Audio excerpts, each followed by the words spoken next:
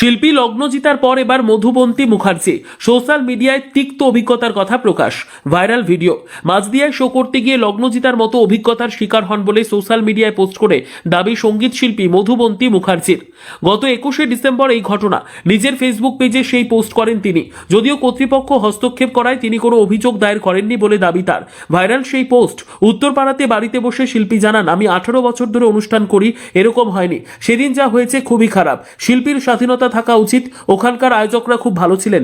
এই ঘটনার পর তাদের ভূমিকা ভালো ছিল, তাই অভিযোগ করিনি। তবে গানের মধ্যে দিয়েই প্রতিবাদ চলবে।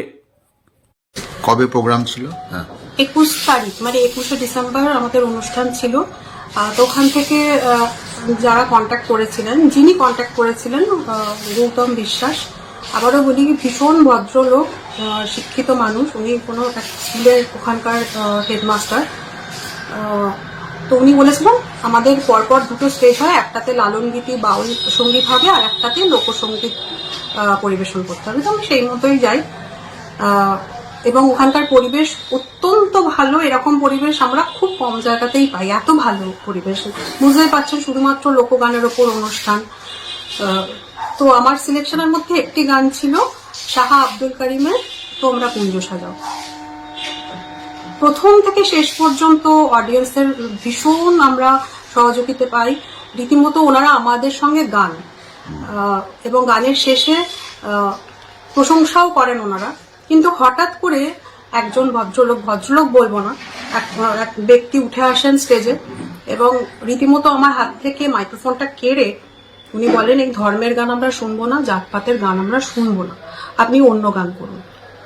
যে উঠে আসে তার পরিচয় উনি ওখানকার স্থানীয় বাসিন্দা এবং নামটা আমি জানার চেষ্টা করছি এখনো পর্যন্ত। আমরা রীতিমতো হতবাক হয়ে গেছিলাম, মানে আমি এবং আমার মিউজিশিয়ানসরা রীতিমতো মানে বিস্মিত হয়ে পড়েছিলাম যে এরকম ঘটনা আমাদের সঙ্গে এই প্রথম জীবনে। মানে আমরা কি করব কিছু ভেবে পাচ্ছিলাম না, এরকম একটা সিচুয়েশন। তো যাই হোক, তারপর গৌতম বাবু উঠে আসেন এবং আমাকে বলেন যে আমরা ক্ষমা প্রার্থী কমিটির পক্ষ থেকে, আপনি আপনার মতো পরিবেশন করুন, সঙ্গীত পরিবেশন করুন। এবং মাইক্রোফোন নিয়ে বলেন যে যার শোনার ইচ্ছা হবে না তিনি বেরিয়ে যান, সঙ্গীত শিল্পী তার মনের মতো সঙ্গীত পরিবেশন করবেন। এবং তারপর আমি 1.5 ঘন্টার স্টেজ করি। তো যাই হোক, সেটা আলাদা ব্যাপার।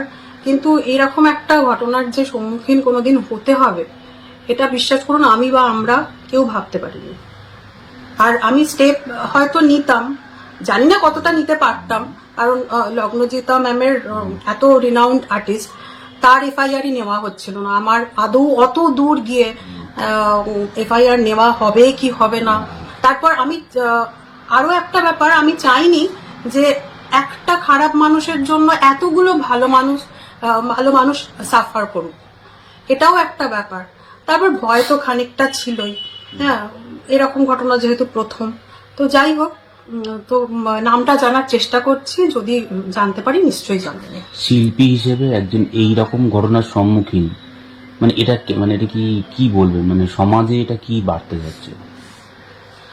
সমাজে কি বার্তা যাচ্ছে, মানে পরিবর্তন হচ্ছে তো অবশ্যই। আমি প্রশাসন এবং সরকারের কাছে চাইবো যে এই ধরনের কাজ যারা করছেন, যারা শিল্পের মধ্যে ধর্ম খুঁজছেন, তাদের অবিলম্বে তাদের গ্রেফতার করা হোক এবং তাদের শাস্তি দেওয়া হোক। কারণ নাহলে আমরা যে পরিবেশে বড় হয়েছি বাঙালিরা, আমাদের তো রক্তে গান বাজনা, আমরা প্রত্যেকেই গান বাজনা জানি বা গান বাজনা করেই বড় হই।